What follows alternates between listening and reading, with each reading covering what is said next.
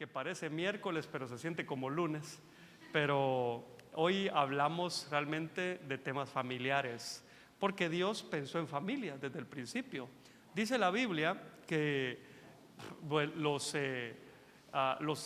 los judíos en el tiempo de Jesús lo pusieron a prueba. Ahorita vamos a orar. Lo pusieron a prueba y le dijeron que al Señor que si era lícito que pudieran repudiar a sus esposas, divorciarse pues de ellas por cualquier causa. Y el Señor lo que les responde es que de no ser por infidelidad no era así. Pero les dice, y entonces ellos le dicen, pero Moisés nos enseñó que sí. Y entonces el Señor les dice que se los enseñó así por la dureza de su corazón, pero que en el principio no fue así. Ahora, cuando nosotros decimos principio, tal vez pensamos en la primer familia, ¿verdad? ¿O no? ¿O no? Bah. Sin embargo, fíjese que yo veo que dice la Biblia, cuando inicia la escritura, que por cierto, no sé si usted sabe, pero el primer libro escrito no fue Génesis, fue Job. Es el libro más antiguo de todos. Pero, porque Moisés escribió Génesis, ¿verdad? Y entonces ya data de años después. Pero dice en el libro de Génesis, que es el versículo que creo que hasta el que no conoce al Señor pues ha escuchado, que dice: en el principio creó Dios los cielos y la tierra. Entonces, cuando Jesús le dijo en el principio no era así, ¿no será que él se estaba refiriendo incluso de un momento antes de la creación de los cielos y la tierra? Porque dice en el principio creó Dios los cielos y la tierra. Pero bueno, esa es harina de otro costal. Solo le quiero decir que dice la Biblia que en Jesús reciben nombre las familias en los cielos y en la tierra. O sea que hay familias en los cielos. Para empezar, Dios tiene una familia, pues Él es padre y tiene un hijo, ¿sí? Bueno, entonces yo quiero abordar un tema familiar con ustedes, pero con un poco de temblor, como siempre lo hacemos, porque yo también tengo una familia. Tengo una esposa, tengo hijos, y tanto me tengo que cuidar de decir algo que a ellos, por ejemplo, que mis hijos digan: papi, ¿por qué contaste eso? Y a veces se me va también la boca, ¿verdad? Pero también tengo que tener cuidado de decir cosas que Dios pone en mi corazón, aún sabiendo que yo tal vez las estoy haciendo mal. Porque a ver, yo soy su pastor, y como su pastor tengo que hablarle la verdad según la Biblia, pero también soy humano, y en ese caminar como humano también voy cometiendo errores. Ok, entonces por eso quiero pedirle que me acompañe a orar. Dígale al Señor: Señor, que si el pastor dice algo, que no lo vayan a regañar en su casa. No vaya a orar así. Ore porque el Señor nos auxilie. Padre, en el nombre de Jesús te damos las gracias. Desde ya, papito lindo, queremos rogarte que seas tú el que nos hables, que no seamos nosotros imprudentemente diciendo palabras de orden humana, Señor, sino que venga un consejo de parte tuya a través de la Escritura, y que todos seamos edificados. Por favor, aquellas familias que vinieron con necesidad de oír tu voz, de oír un consejo, de oír una palabra, Señor, de restauración, que todos reciban no solo lo que vinieron buscando, sino aún lo que no vinieron buscando, pero que tú sabes que necesitan. En el nombre de Jesús te damos gracias. Amén, amén y amén. Bueno, hoy le quiero hablar de un tema que le puse por nombre: la casa profética. La verdad es que todo lo basé en este texto. Miren, dice Hechos capítulo 21, versículos del 8 al 9. Al día siguiente partimos y llegamos a Cesarea, no a Cesarea, ¿verdad? Llegamos a Cesarea y entrando en la casa de Felipe, el evangelista, que era uno de los 7, nos quedamos con él. Este tenía 4 hijas doncellas que profetizaban. Ok, para empezar a hablar de esto, yo quiero decirles que tenemos que ver a los hijos como el fruto de nosotros. Es decir, alguien que no llega a la madurez fisiológica no puede engendrar un hijo, ¿sí o no? Por ejemplo, mire, hoy oí a una persona en un programa de internet, un programa cristiano, que ella preguntaba algo, pero antes de preguntar algo expuso su caso y dice: yo soy madre desde los 12 años. Y dije: santo Dios, hermano, yo a los 12 años estaba jugando canicas y escondites con mis amigos, hermano. Yo creo que todavía no me gustaban las chicas. Yo creo que solo una me gustó, ahí está atrás. Entonces, fíjese que yo lo que veo es que, o sea, uno la ve como niña, pero ya estaba en capacidad de concebir, porque si no, no hubiera sido mamá. Amén. ¿Sí está claro conmigo? En la Biblia, en el libro Cantares, hay unos hermanos que hablando dicen: ¿qué haremos cuando nuestra hermana sea pedida en matrimonio si no tiene pechos? Mire, la Biblia hay que interpretarla no de una manera morbosa, sino que hay que ser espirituales. ¿Qué es lo que está tratando de decir ahí? Si ella es pedida en matrimonio, ¿qué va a hacer? No ha desarrollado al punto de sostener una familia. Entonces, definitivamente, cuando vemos que las hijas de Felipe profetizaban, tenemos que ver que ese fue el fruto que dio Felipe. ¿Sí? Obviamente no mencionan a la esposa, por eso si no hablaríamos también de la esposa, pero el hijo como un fruto, incluso se le conoce como el fruto del vientre. ¿Sí o no? A ver, ¿un limón le da manzanas? Pues es obvio que no, ¿verdad? Entonces, un hijo, aunque haya papás que digan: no, es que ese no es mi hijo porque no se parece a mí, aunque tenga toda su cara, ¿verdad? Pero al final la genética no miente, hermano. En una ocasión me dice una persona: mira, yo creo que a este hombre le dieron atol con el dedo. ¿No se entiende esa expresión? ¿Sí? Porque mira, el hijo, el moreno, y la muchacha pues es blanquita, pero no de ojos azules, y el niño le salió blanquito de ojos azules. Pero hermano, eso no es, o sea, no hay nada más cercano a la ignorancia que eso, porque la genética no es solo de los padres. Hermano, uno puede estar heredando de varias generaciones hacia arriba. Por ejemplo, mire, hay genes que son recesivos y hay genes que se expresan. Es decir, por ejemplo, usted tenía un abuelo, no sé qué color de piel le gusta, pero alto, con una barba espesa, de ojos azules, que yo creo que a la mayoría le gustan los ojos azules. Y por cierto, entre más claros los ojos, más problema dan. Sí, hermano, entre más oscuros los ojos, mejores son. Así que usted diga: Señor, me hiciste perfecto. Tampoco sea tan orgulloso, ¿verdad? Pero mire, Dios sabe lo que hace, hermano. Además, con ojos azules no podía estar viendo aquí al cielo en Palenque, se los quema el sol, hermano. 5 días le tardarían azules, pues puros negros, ¿verdad? Que por cierto, no hay ojos negros. Sí sabe usted eso, ¿verdad? ¿Qué color de ojos? Negros como la noche. No es cierto.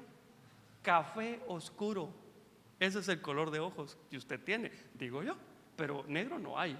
Ok, entonces, bueno, los vampiros creo que sí tienen, ¿verdad? Pero bueno, esa es otra cosa. Ya usted tiene que ver de qué estirpe es, ¿verdad?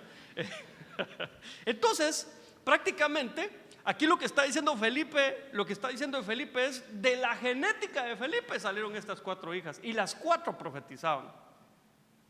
Mire, lo profético es tan importante en nuestra casa, hermano.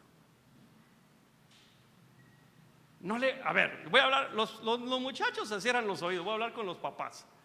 ¿A usted, papá, no le gustaría solo saber que su hijo va a llegar a su casa y sentir hasta el olor de lo que probó en la calle y saber en qué condición va, y solo entra por la puerta y decirle: ya sé lo que andabas haciendo? Claro, espero que a tus hijos no le pase eso, pero ¿acaso no sería mejor? Pues a aquel profeta, yo creo que era Eliseo, iba entrando la mujer de un rey, simulando que no era la mujer de un rey porque su hijo estaba enfermo. Iba entrando a la casa, dice que entró despacito e iba disfrazada. Y dice que cuando ella entró, Dios ya le había avisado: Y entonces el profeta, que ya no miraba mucho, le dijo: ¿qué crees? Que no te he reconocido. Desde que saliste de tu casa sabía quién eras. Y le dice: yo sé por qué vienes, porque tu hijo está enfermo. ¿Y sabes qué? Le dice el profeta: se va a morir. ¡Hala, hermano! O sea, eso es discernimiento profético. Claro, yo no te estoy diciendo que ese tipo de noticias vas a ver en tu casa, pero la verdad que, mire, los hijos que están aquí todos son bien lindos y todos dicen la verdad, aunque no digan amén. Bueno, o tal vez por eso no dicen amén, ¿verdad? Pero nosotros como padres deberíamos no solo esperar la verdad de ellos, sino tener discernimiento. Eso es lo que Dios quiere. ¿Por qué? A ver, ¿por qué? ¿Qué era Dios para Adán? ¿Aló? ¿Sí está aquí o no? ¿Cómo? ¿Qué era Dios para Adán? Su papá. Si no, no está seguro de eso, ¿ah? Sí. Pues Él lo hizo. Y entonces viene Dios, y cuando Adán había pecado, le dice: Adán, ¿en dónde estás? Pero no se lo dice Dios porque Él no supiera, sino porque ya sabía dónde estaba y quería que Adán lo reconociera. A veces, hermano, Dios derrama el discernimiento profético en las casas, no para acusar a nuestros hijos o a nuestro cónyuge o a nuestros padres, sino para dar oportunidades. Fíjese que a veces hay padres que le dicen a los hijos: ok, te voy a dar una oportunidad para que me digas la verdad, ¿en dónde estabas? Y a veces la desaprovechan los chamacos, ¿verdad? Ya te dije que estaba con mis amigos, y no era cierto, ¿verdad? Pero bueno, entonces aquí vemos que de Felipe salió algo profético. Entonces yo quisiera mostrarle esta palabra profetizar o profetizaban, lo que significa. Según esa palabra, dice que es una palabra en griego que se escribe profeteuo, y esta palabra significa predecir eventos. Mire, voy a aclarar algo. Lo profético no es solo para predecir eventos. Por ejemplo, lo profético sirve para dar un consejo, por ejemplo, pero también sirve para predecir eventos. Hablar bajo inspiración. ¿Inspiración de quién? De Dios. Por eso es que hay falsos profetas. Pero los falsos profetas no hablan bajo inspiración de Dios, sino bajo inspiración de alguien más. Por eso es que tiene que haber un discernimiento también. Dice la Biblia que cuando alguien vaya a profetizar en la iglesia, que lo haga, pero que los demás juzguen la profecía, porque es necesario hacer eso. No porque alguien diga: así dice el Señor, Dios lo está diciendo. Usted no se recuerda aquella mujer que aparece en el libro de los Hechos, capítulo 16, que dice que iba siguiendo a Pablo, y ella decía: estos son siervos del Dios Altísimo, a ellos seguid. ¿Eso era cierto o no? Sí, estaba hablando de Pablo, era cierto. Pero dice que pasando los días, Pablo se enojó y dijo: ya hasta aquí. Y dice que se dio la vuelta y la reprendió, y un espíritu, bueno, otro día le explicaré eso, pero un espíritu de pitón salió de ella, o sea, de adivinación. Quiere decir que alguien puede hablar cosas bonitas que parecen cosas de Dios, pero no inspirados por Dios. Entonces lo profético es de cuidar, no es solo decir: así yo tengo ya el fluir profético porque fíjese que yo siempre sé lo que va a suceder. Hay que preguntarse: ¿de dónde viene? Que usted sabe. Yo, por ejemplo, mire, yo he atendido personas que no conocen al Señor y que a mí me aseguran que ellos sueñan cosas antes de que sucedan. ¿A usted le ha contado a alguien así? Sí, se da eso, hermano. Es más, yo he atendido gente que le dice: mire, yo solo me pongo enfrente de alguien y yo sé, le puedo conocer la vida al instante, y no son ni cristianos. Entonces ahí lo que hay que preguntarse es: ¿de dónde viene todo eso? Porque esos son misterios que están ocultos, pero hay cosas que vienen, que Dios las da, y hay cosas que el enemigo usa para entregarlas también. Habría que ver quién nos está inspirando. Entonces dice: ejercer el oficio profético, proclamar el mensaje recibido de Dios, hacer uso del discernimiento profético para dar a conocer algo. Entonces lo profético no es solo para decir así dice el Señor. Lo profético también es decir, ok, yo por ejemplo, solo voy a exagerar, claro, no es para eso, pero solo para que usted tenga una idea. Me mostraron que hoy en la noche va a llover, así que hermanos, la ropa que tenían ahí en el lazo, éntrenla, porque se les va a mojar. Yo le aseguro que si usted cree en lo profético y le dicen algo así, usted dice, ay, ahorita voy y la entro, porque si no mañana se va a lamentar de haberla dejado en el lazo, porque se le va a mojar. Claro que yo no estoy diciendo que a partir de ahora le vamos a decir a qué hora lavar su ropa y todo eso. No, esas son solo un ejemplo. Entonces, fíjese pues, dice que esta palabra profeteuo tiene un sinónimo que es apocalipto. Hay una película que se llama así, ¿verdad? Apocalipto, ¿verdad? Apocalipto, ¿verdad? Bueno, no se refiere a eso. Fíjese que cuando nosotros platicamos con las personas, con muchas personas, tienen el concepto que Apocalipsis es sinónimo de miedo. Hay cristianos que les da miedo leer Apocalipsis. Dicen, no, mejor voy a leer Proverbios, que qué bonito, pero Apocalipsis, ay Dios, ahí cae fuego del cielo, se abre la tierra, salen no sé qué. Bueno, realmente Apocalipsis significa revelación. Eso significa.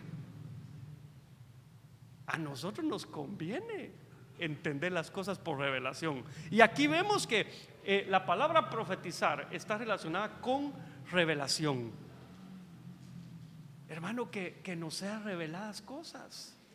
Fíjese que en una oportunidad yo iba en un autobús y bueno, yo me subí al autobús y me senté a la par de yo no soy tan pequeñito, pero el que iba a la par mía era grandote, para arriba y para los lados.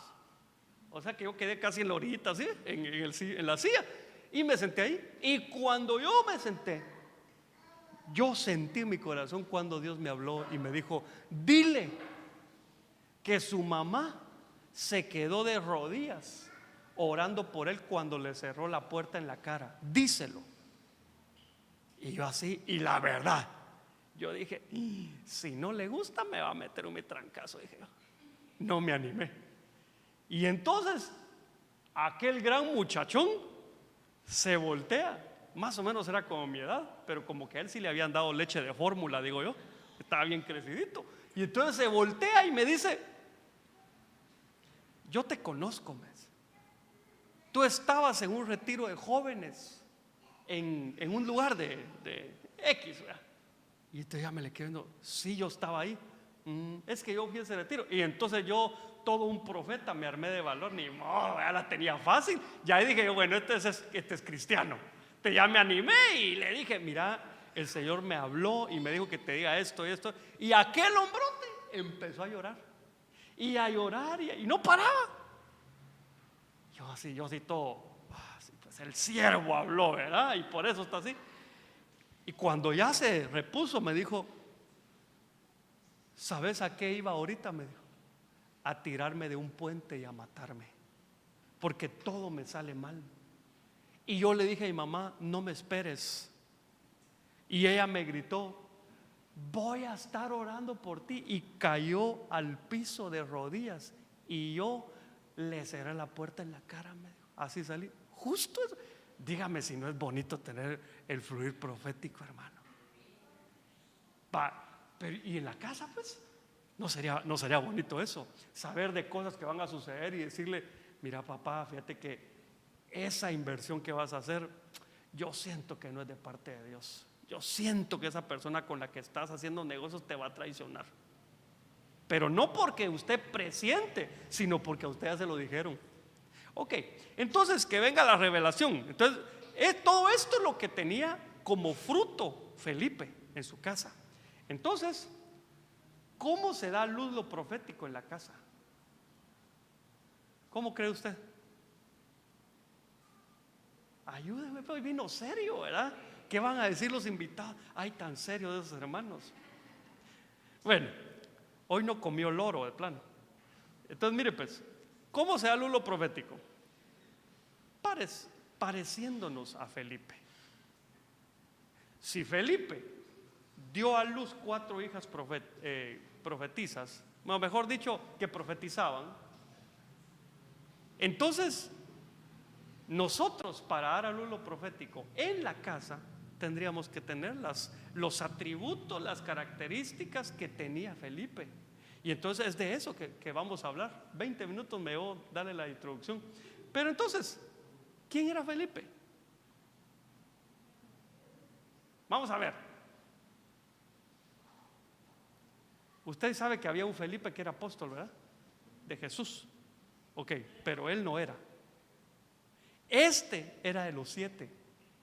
¿Alguien me puede ayudar? Cuando dice que era de los 7, sea los 7 planetas que se alinearon. ¿De qué? 7 días de la semana. ¿Por qué? ¿Por qué dice era de los 7? Ajá. Pero eran 12 los de Jesús. Y entonces, ¿de qué está hablando? De los 7 diáconos.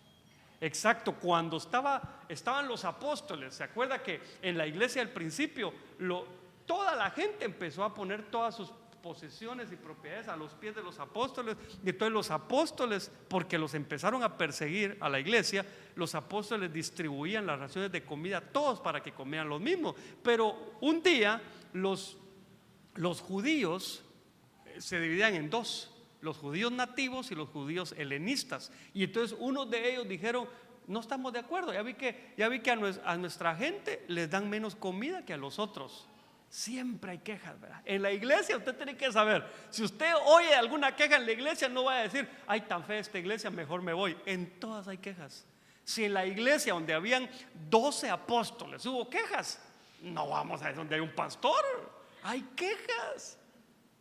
Bueno, aquí en Palenque no, ¿verdad? Es la única iglesia donde no hay quejas, pero en la mayoría hay quejas.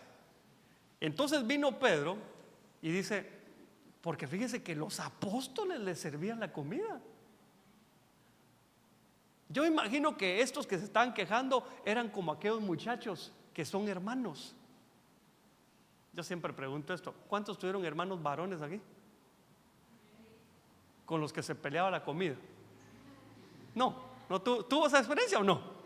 Quedaba un poco así de Coca-Cola y decía la mamá o el papá: tómense eso. ¿Será que el hermano, uno le decía al otro: tómatela tú, hermano mío? Así le decía. Ay, hasta sacaban la regla para medir. Se le iba 1 milímetro más y le pasaban, se le iban 2 y aquí están, ¿verdad? Y aún así se peleaban. Entonces algo así eran los judíos, porque los apóstoles no podían estar. Vamos a ver, 3 onzas, otras 3 pesen. No, ellos daban a como podían. Y entonces Pedro viene y dice: no es justo que nosotros estemos descuidando nuestro oficio por estar sirviendo en las mesas. Necesitamos llamar a 7 hombres con ciertas características, que a eso les vamos a poner por nombre diáconos, y ellos se van a ocupar de atender a este pueblo. Y de ahí viene que dice que eran de los 7, porque Felipe fue uno de ellos. Ahora, mire cómo era la cosa. Primero, era de Cesarea.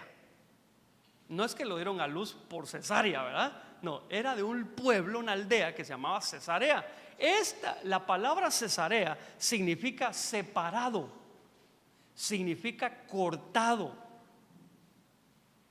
Esto lo que nos da a entender, hermano, es que Felipe, pues lo que hemos entendido en la explicación de la palabra, que el lugar donde uno nace de alguna manera marca la identidad de uno. Si usted ve a una señora o a un par de esposos que tienen 2 hijos y que por alguna razón tienen que dar uno de los 2 en adopción, y a ese en adopción se lo llevan ¿a dónde? ¿A Estados Unidos? Se lo llevan a Estados Unidos, y al otro se quedan con él aquí. Entonces, pero son hermanos y son gemelos. Quiero preguntarle: ¿los 2 crecen igual? ¿Los 2 van a saber lo mismo cuando crezcan? Va a haber una diferencia. Obviamente el que se quede aquí va a estar mejor. Sí, diga, hombre, amén. Es que a veces, hermano, ponemos otros lugares como el cielo y el nuestro como el infierno, pero no es así. No es así. Bueno, no sé si usted ama el lugar donde nació, pero yo no nací aquí, pero ya amo este lugar, hermano. Mire, pues, también amo el lugar de donde yo vine, pero le voy a ser honesto. Cuando yo viajo al lugar de donde yo vengo y veo aquel tráfico de 3 horas para llegar de un punto a otro, amo Palenque, hermano. A veces los hermanitos vienen a servir y me escriben: pastor, voy tarde porque hay tráfico. Yo me río, hermano, porque ¿qué tráfico puede haber en Palenque? Ya lo quiero invitar que vaya a Ciudad de México para que usted compare los tráficos, ¿verdad? Eso es tráfico. Aquí es un pequeño retraso, ¿verdad? Porque aunque no se da, más de un taxista está peleando ahí con otro. Llegaron unas motos a ver de qué tipo de asociación, pero ahí se armó un relajo. O va el camión de la basura adelante, usted no puede pasar. Algo está sucediendo. Pero bueno, aquí vemos a Felipe que fue separado, o sea, el lugar donde él nació significa separado, cortado. Quiere decir que Felipe, que dio a luz lo profético, tiene que ser alguien que fue separado totalmente, que fue cortado. No es como un monito que está agarrado a dos ramas y dice: si esto no funciona, tengo la otra agarrada. No, en Dios tú tienes que definirte. El evangelio que nosotros predicamos es un evangelio altamente demandante, porque es un evangelio que no está humanizado. Es decir, el evangelio que nosotros predicamos no está hecho para hacer sentir bien al hombre y que el hombre sea el centro de todo. El evangelio que nosotros predicamos es cristocéntrico, en donde Cristo es primero, Cristo es el centro y todos giramos alrededor de eso. Fíjese que está Judas viendo que sobre Jesús derramaron un frasco de perfume que tenía un precio de más o menos 6 meses de trabajo. Yo no sé cuánto gana usted y no sé si gana poco, mucho o regular, pero sea lo que sea que gane, es lo que usted percibe, ya sea semanal, quincenal o mensualmente. Pero haga cuentas con lo que usted gana y piense que usted va a trabajar sin gastar nada por 6 meses. A los 6 meses va a comprar un perfume. 6 meses, ¿ok? Va a comprar un perfume y va a llegar a donde está Jesús y lo va a derramar. Pongamos a ver, ayúdame a poner un ejemplo, pero realista. ¿Qué sueldo le ponemos a una persona para calcular más o menos lo que sucedió aquí? Dígame un sueldo mensual. No se va a ir muy alto ni se va a ir hasta abajo, ¿verdad? Sino un sueldo que usted considera normal. 10,000 pesos. Bueno, hay muchas personas que no ganan eso, pero solo para el ejemplo, ¿usted estaría de acuerdo que yo ponga 10,000 pesos como el sueldo de ella? Quiere decir que este perfume costaba 60,000 pesos. ¿Alguna vez se ha echado un perfume de 60,000 pesos usted? O sea, era caro. Y entonces, humanamente, Judas tenía razón, humanamente, porque él dijo: ¿por qué este desperdicio? ¿No hubiera sido mejor venderlo y darle a los pobres? A ver, dígame si humanamente no tenía razón. Sí, pero Jesús no le dio la razón.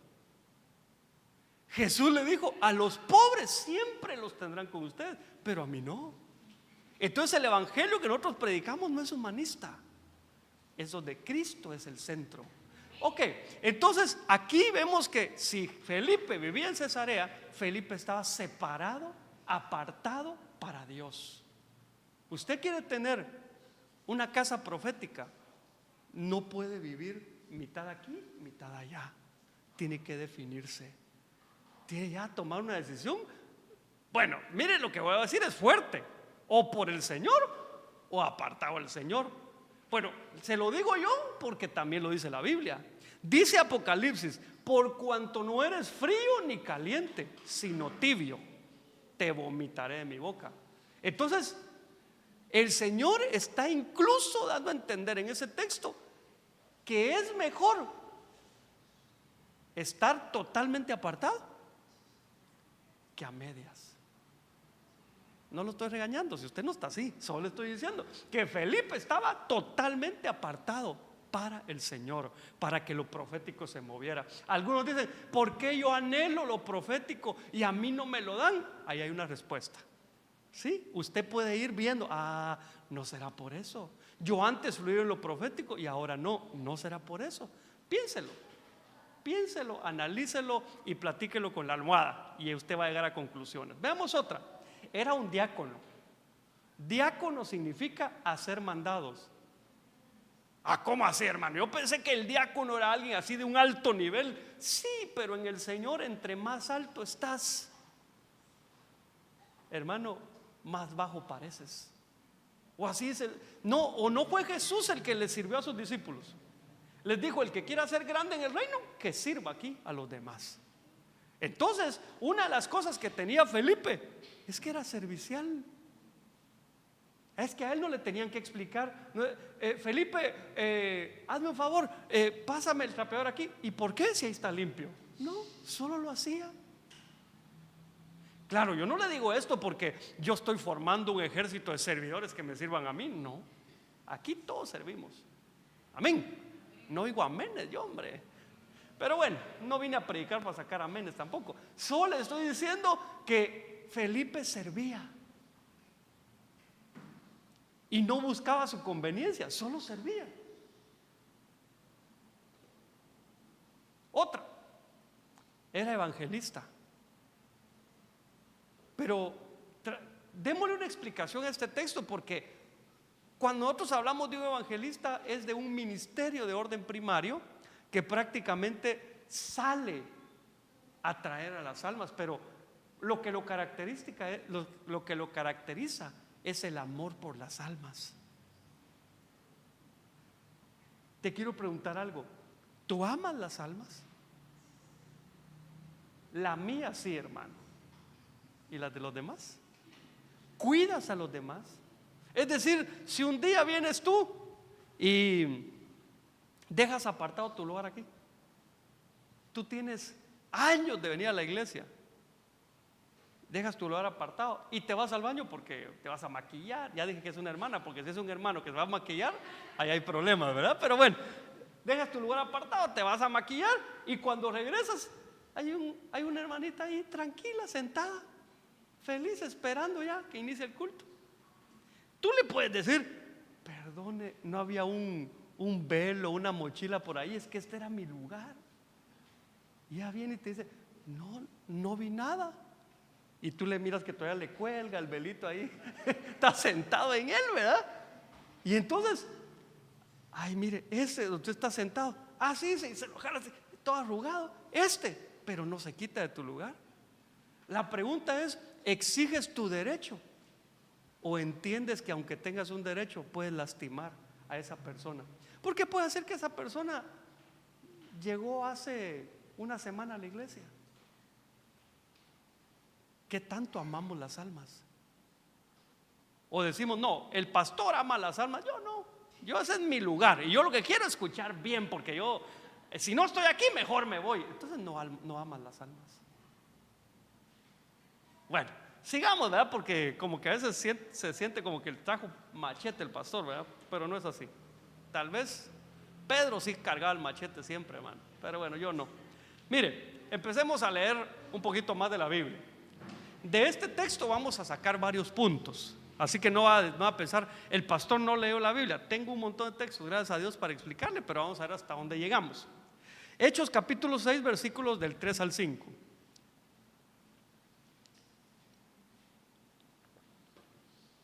Por tanto, hermanos, escoged de entre vosotros 7 hombres de buena reputación, llenos del Espíritu Santo y de sabiduría, a quienes podamos encargar esta tarea.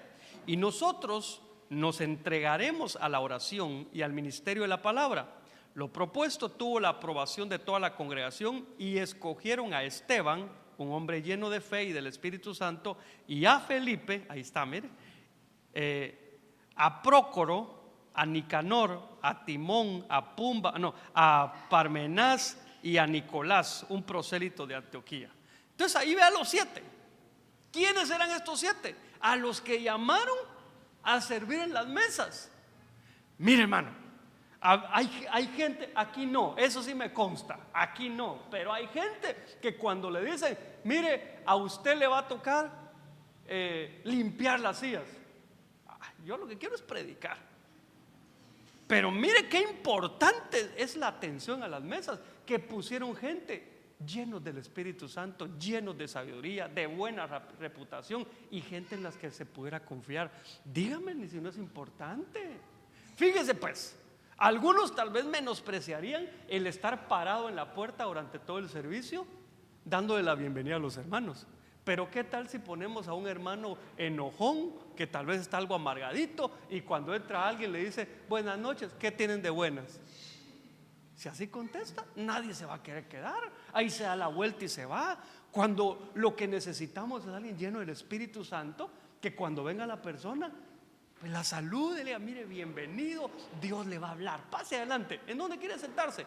Yo le ayudo si quiere quitar a un hermano los viejitos ahí. No, ¿verdad? Pero entonces, aquí nos da ciertas características siempre Felipe, porque los 7 tenían estas características. Amén. Ahora, veamos pues. La primera, tenían buena reputación. Vamos a ver si me está entendiendo. ¿Cómo se da luz lo profético en la casa? Teniendo buena reputación.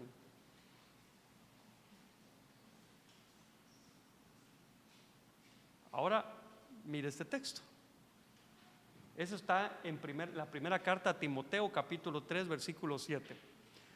Debe gozar también de una buena reputación entre los de afuera de la iglesia, para que no caiga en descrédito y en el lazo del diablo. Entonces, la buena reputación no solo es en la iglesia, porque de repente al pastor en la iglesia lo conocen como el más santo de todos, más santo que el enmascarado de plata. Bueno, los más jóvenes no saben ni lo que acabo de decir, ¿va? Pero en la lucha libre se veía eso, ¿verdad? Tenemos que tener buena reputación. Queremos lo profético en la casa, nuestro comportamiento tiene que hablar por nosotros, amados. ¿Qué dice tu reputación de ti? Cuando la gente te ve, ¿qué habla de ti? Claro que hay personas que aunque tú seas ejemplar, va a hablar mal, pero no me refiero a ellos, me refiero a los que son objetivos y realmente te conocen y están viendo tu caminar. ¿Qué dicen de ti?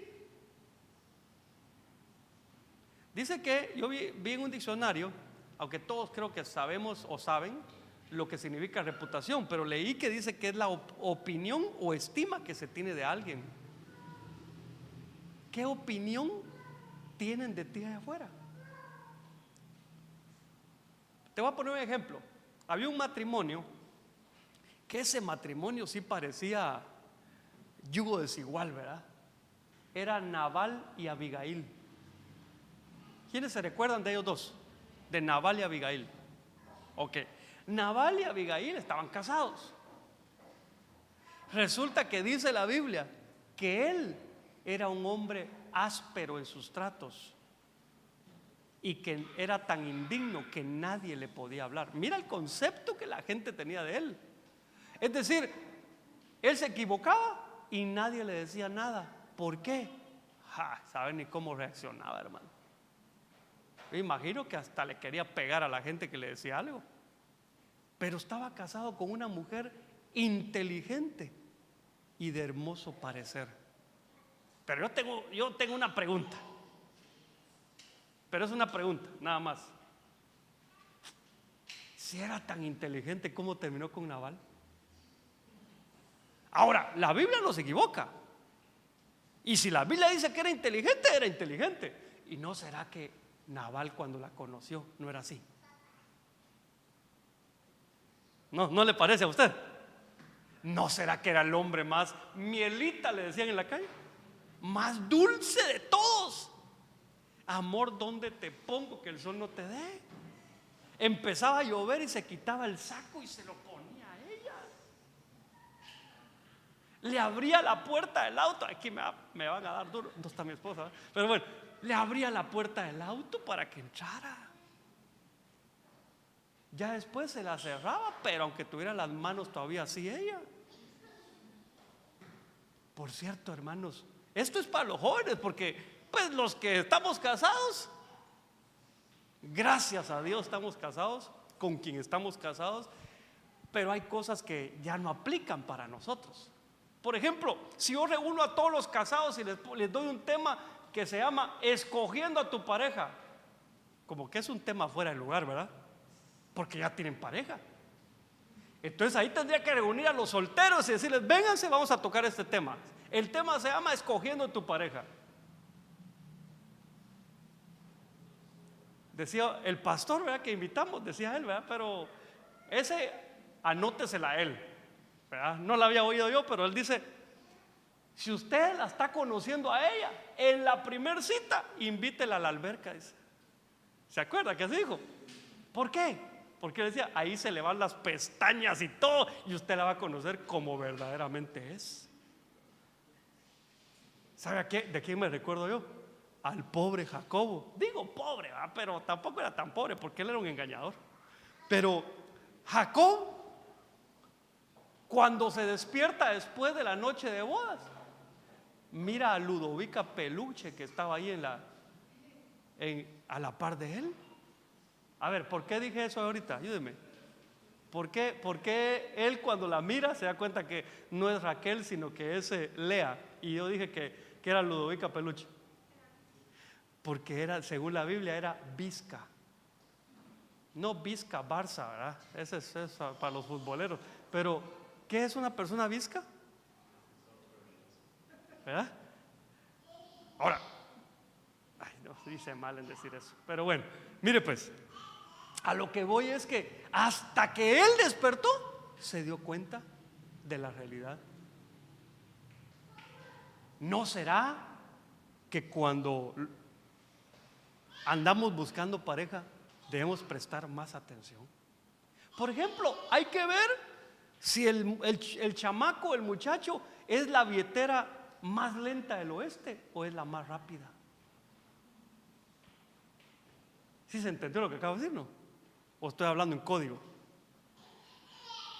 Van a comer y justo a la hora que hay que pagar se va al baño y se tarda como media hora. ¿Será que anda malo siempre? No quiere pagar. Todo eso hay que verlo. O por ejemplo, oírlo, de repente él gana bien. Digamos que gana, ¿qué sería ganar bien? 100,000 pesos al mes. Va, pagámosle 100,000 pesos al mes. Yo quiero que usted gane más que eso. A Carlita y a otro por ahí que dijo, está bien. Va, gana 100,000 pesos al mes. Y lo llama a su mamá: mijito, fíjate que me enfermé, tengo una mitos bien fea que parece tos de perro. Ayúdame, por favor.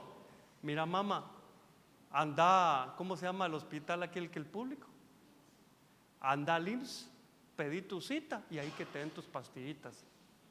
Si usted anda con ese chico, tenga cuidado. Bueno, no es servicio de jóvenes, ¿verdad? Pero solo le estoy tratando de mostrar qué pudo haber pasado con Abigail.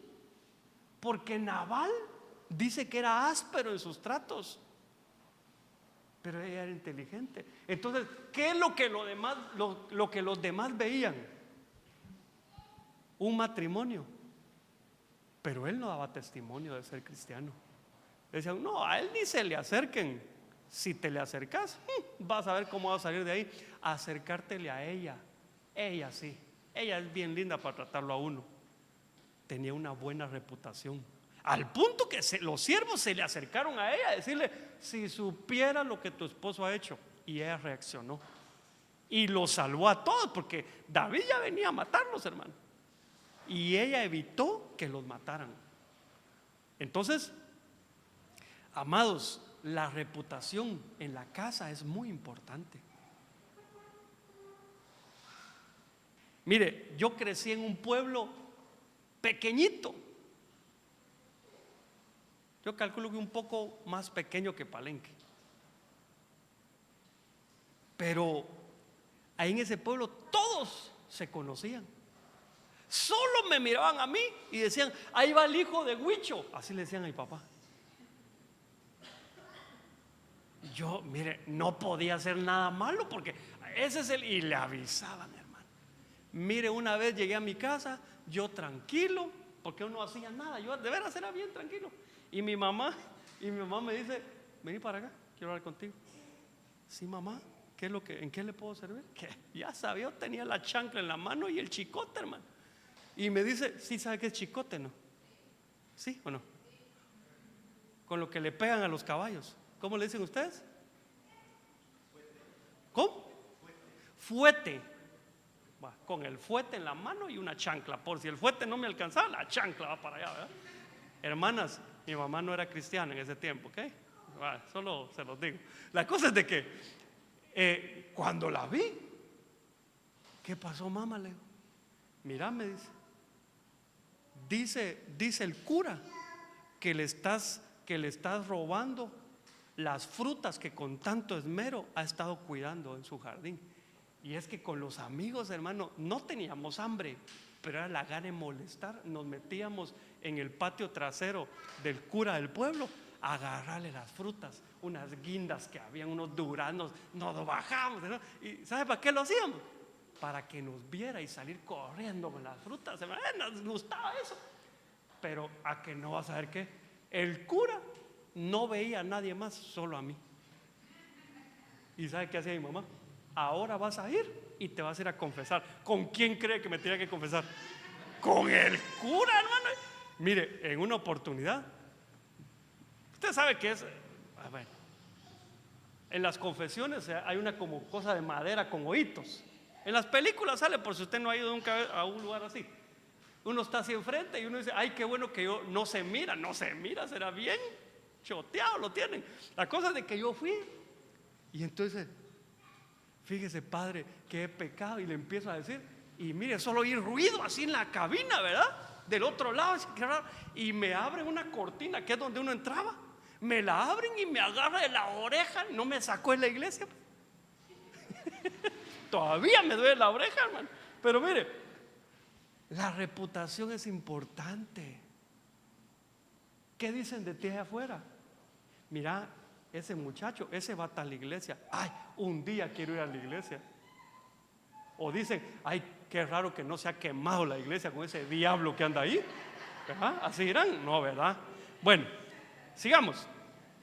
Eran llenos, Felipe era lleno del Espíritu Santo. Claro que aquí podríamos hablar de lo que significa la llenura del Espíritu Santo, pero yo quiero referirme a que si estaba lleno del Espíritu Santo, quiere decir que no había espacio en él para nada más. Es decir, había una dedicación completa a las cosas del Señor. ¿Se acuerda usted cuando Elcana y Ana, que no eran dos mujeres, ¿verdad? Eran esposos? Elcana era el hombre y Ana era la mujer. Llevaron a su hijo, ¿cómo se llama el hijo? Samuel. Lo llevaron a dedicar al templo. ¿Qué significaba para Felipe ser lleno del Espíritu Santo? Que estaba dedicado para la obra.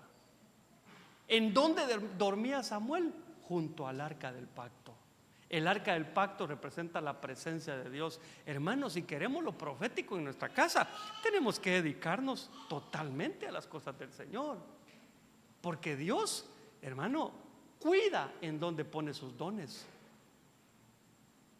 ¿Me permite decir algo que tal vez puede alguien machacarle un callo por ahí? Lo voy a decir con mucho respeto, tal vez porque ahí me pasó y fui parte de esto que voy a explicar ahorita. Pero a veces queremos ser en la iglesia algo importante, pero no dejamos las cosas afuera. ¿Sabe con qué me pasaba a mí? Con mis amigos. Mire, yo tenía unos amigos que eran tremendos, no iban a la iglesia, eran tremendos, hermano, pero yo no me quería apartar de ellos. Y no te quiero decir que hay que apartarse de los amigos, no, yo no estoy diciendo eso, pero cuando los amigos son una mala influencia hay que tener cuidado. Por ejemplo, a Amnón, tú sabes que Amnón terminó violando a su hermana Tamar, pero ¿quién le aconsejó que la violara? Su amigo. Era su primo, pero era su amigo. Entonces las amistades son importantes. ¿De quién te rodeas? ¿De qué cosas vienen de ellos hacia ti? Porque, hermano, a veces uno no abre su corazón con su papá, con su hermano, pero sí con un amigo. A un amigo, los amigos a veces que le conocen cosas a uno que los en la casa no le conocen. Entonces yo lo que veo es que a mí, en mi caso, Dios me pidió a mis amigos, pero no los quería dejar. Y entonces vivía yo parecía murciélago. Cuando volaba, las aves me decían, pero si tú eres ratón. Y cuando andaba en la tierra me decían, pero si eres ave. O sea que yo quería vivir en dos mundos y así no se puede. Tenemos que dedicarnos a las cosas del Señor. Amén.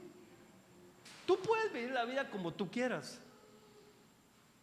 pero si tú quieres las cosas de Dios, tienes que apartarte para eso. Amén. No desprenden muchos amenes mis prédicas, ¿verdad? Está bien. Mira, Hechos capítulo 6 versículo, bueno, el mismo texto que estamos viendo. Eran llenos de sabiduría. Eran sabios. Felipe era sabio. Por eso su fruto fue lo profético, porque había sabiduría en él. Ahora, si pregunto, ¿este vaso está lleno de agua? ¿Sí o no? Lo voy a convencer, pero está rica el agua. ¿Está lleno de agua? Ok, ¿por qué? Porque está a medias. Porque le falta agua para ser lleno. Entonces, como le falta agua, todavía le puedo echar algo más.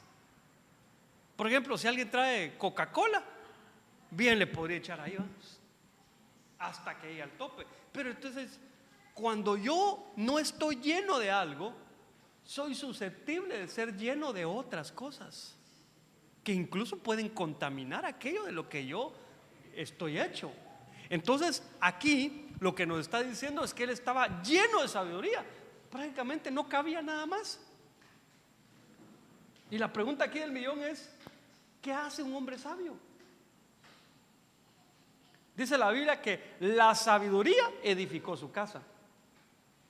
Entonces quiere decir que si mi casa no está siendo edificada, probablemente haga falta sabiduría. ¿Sí? Ok, la Biblia dice que el sabio ve venir el mal ¿y qué? Y se aparta. Quiere decir que si yo veo el mal y yo digo, yo puedo con eso, ¿verdad? Y me lo enfrento, no hay mucha sabiduría. A veces voy a tener que decir, no acepto, ¿verdad? Y salir así corriendo con los brazos para atrás. Se volvió famoso eso, ¿verdad? Dios quiera que sea millonaria la señora, porque risa ya nos dio, ¿verdad? Todos. Pero bueno, mire, el principio de la sabiduría es el temor a Jehová. Temor a Jehová no es tenerle miedo, es que tú sabes que Él te está viendo y que evitas hacer cosas que a Él lo van a ofender. Entonces tú puedes analizar si tú estás lleno de sabiduría. Amén. Otra que no nos gusta: la vara y la reprensión traen sabiduría o dan sabiduría. ¿A usted le gusta la vara? Solo para bajar mangos tal vez, ¿verdad? A nadie le gusta. A nadie le gusta la vara. Ahorita no voy a hablar con los muchachos porque ellos no van a coincidir conmigo.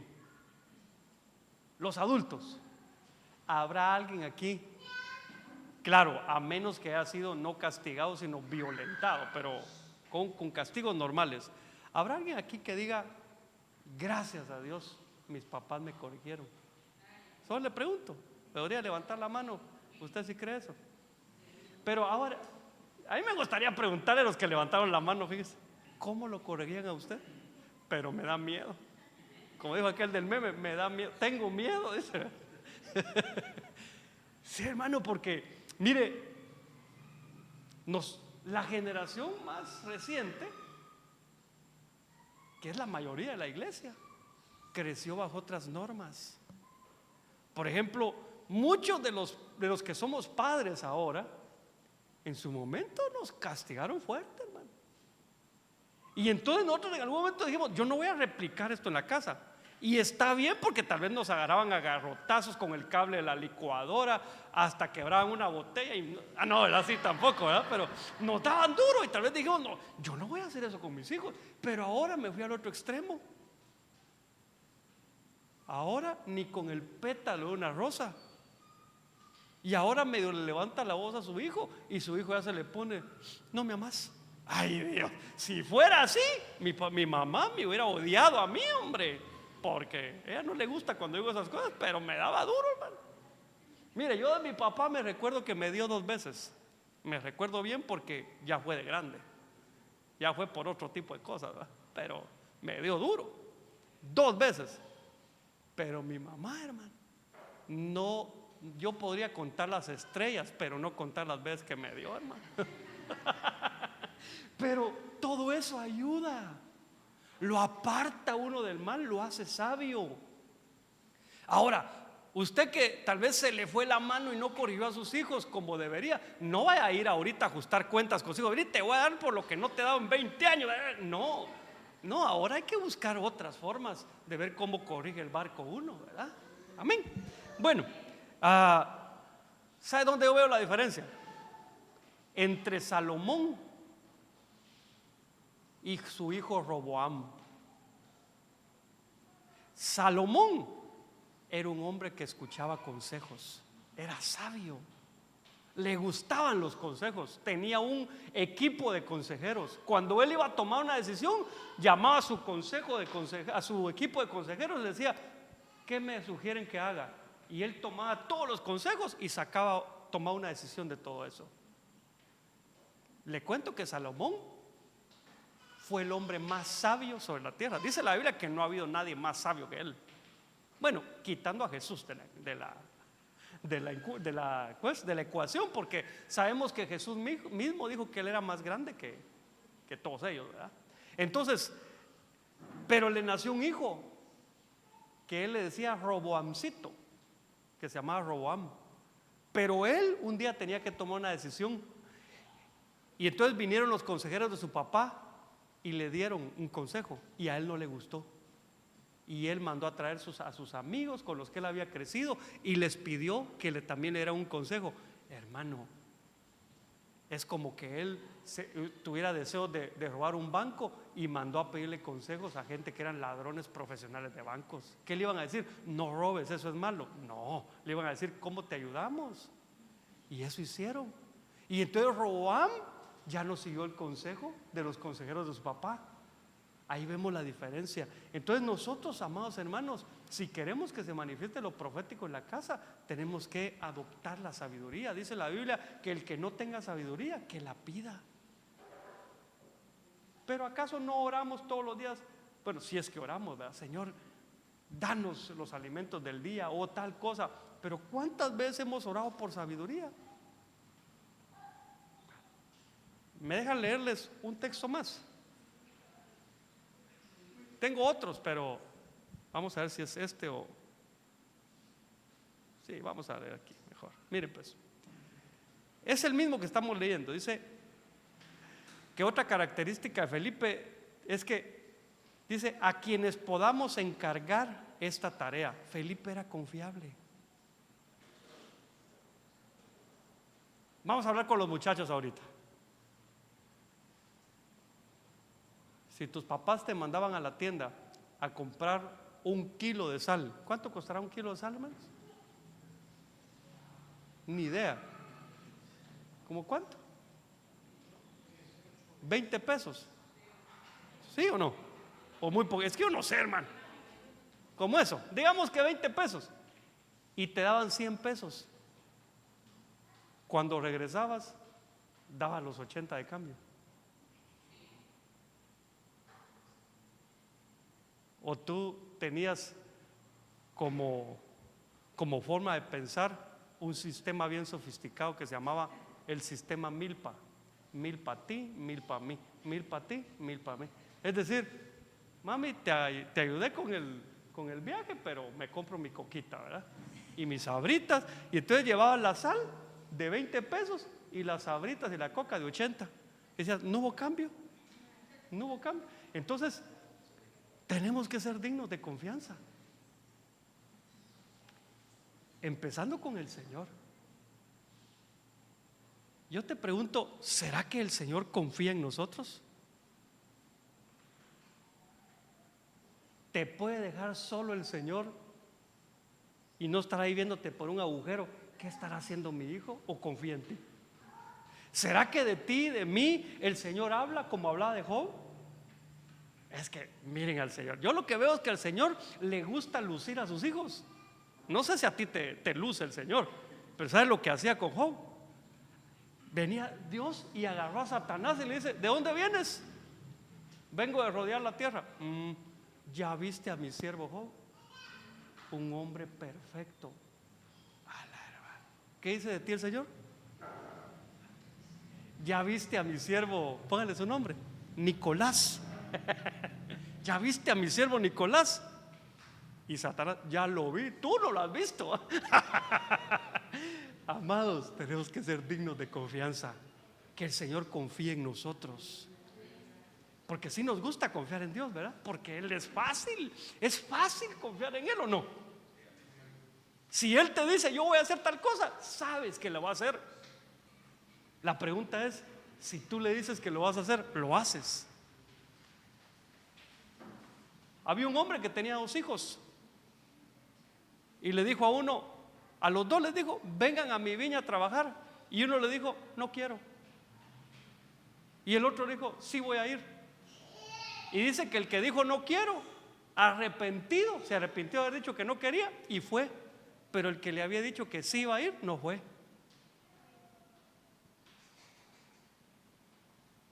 ¿No será que a veces ofrecemos cosas y no las cumplimos? Ya se puso así seria la cosa, ¿verdad? Seamos dignos de confianza.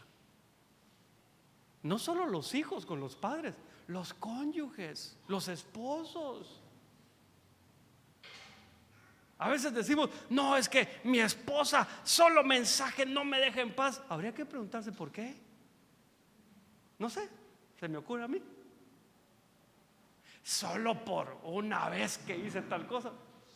La confianza es una de las cosas más difíciles de recuperar. Mis hijos son testigos de esto. Yo les digo a ellos: no me falten a la confianza, porque recuperar eso es bien difícil. Y yo se los digo a todos los esposos y a todas las esposas: no pierdan eso. Créanme, yo he conocido casos que han pasado décadas y no se olvidan cosas que se hicieron. Entonces no crucen esa línea, sean confiables. Solo el último ejemplo de eso mismo. En el trabajo, tu jefe te puede dejar solo en el trabajo o tiene que poner cámaras. Fíjese, hermano, que no entiendo, pero como 20 cámaras hay solo en mi oficina. ¿Te debería decir algo? ¿Te debería decir algo?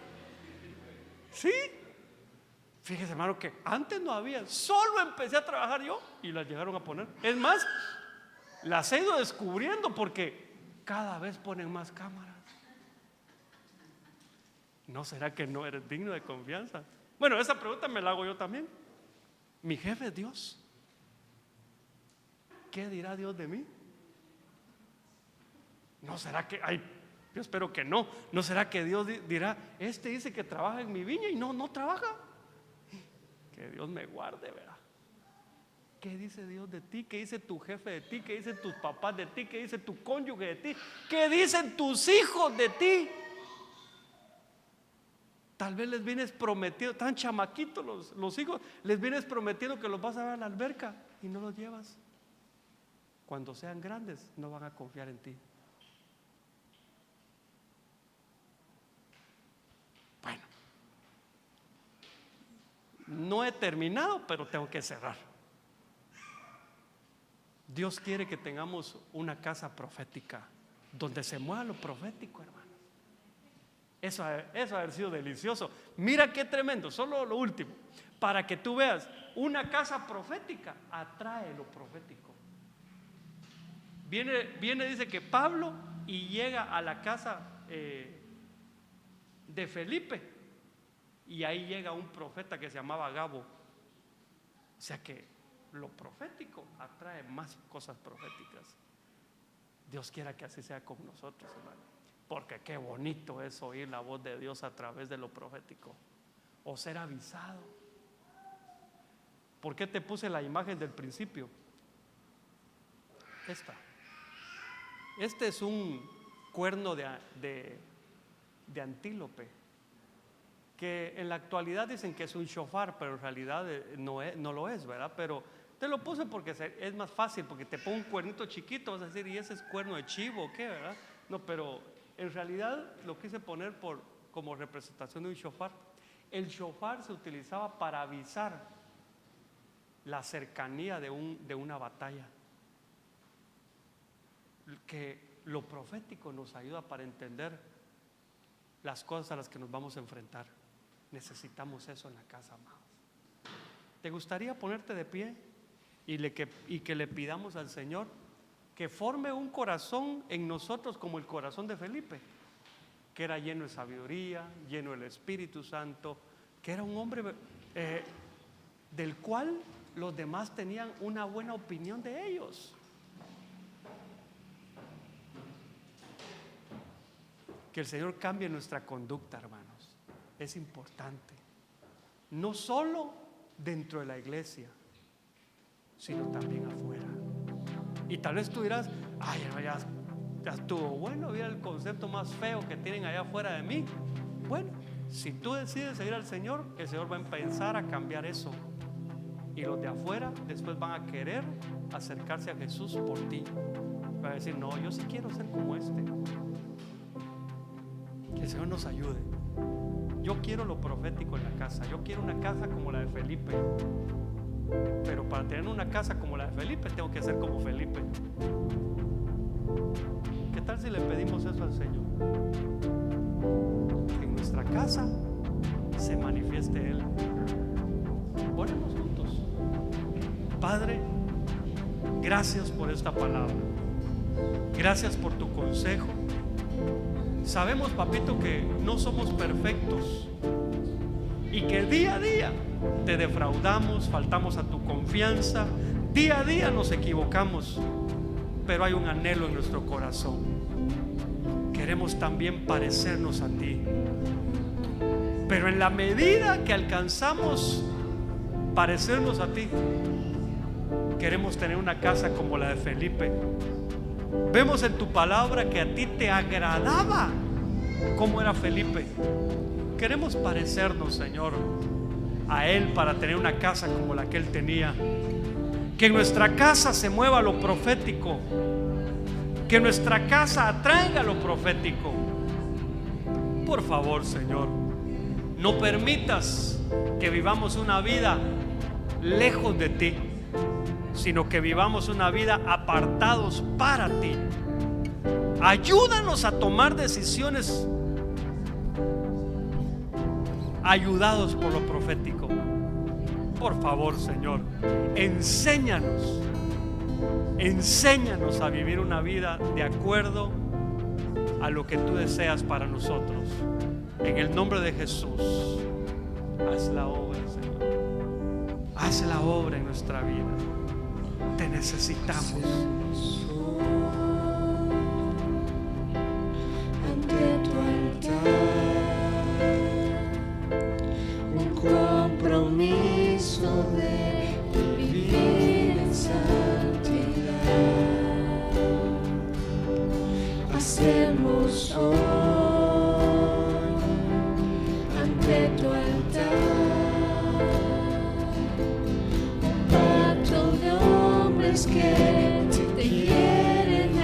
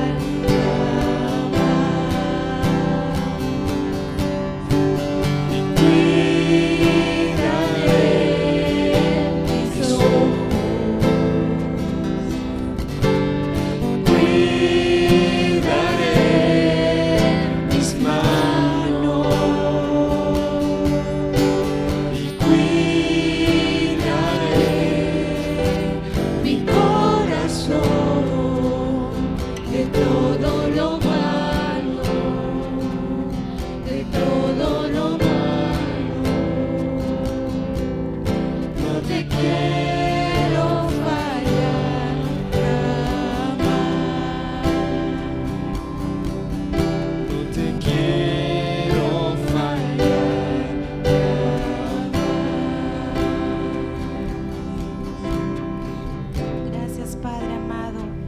Gracias, Señor, por este tiempo, por este momento. Gracias por hablarnos, Señor. Gracias por enseñarnos lo que quieres, Padre, que hagamos. Te bendecimos, Padre. Permite que esta palabra que hoy hemos recibido quede sembrada en nuestros corazones, Señor. Llénanos de esa sabiduría, Padre, que viene del cielo, Padre. Llénanos de tu Espíritu Santo para que podamos discernir, Padre, y comprender lo que tú quieres hablar, Padre. En el nombre de Cristo Jesús te lo pedimos, Padre. Sabiduría que viene del cielo, Padre. En el nombre de Cristo Jesús, llénanos, Padre. Llénanos, Padre.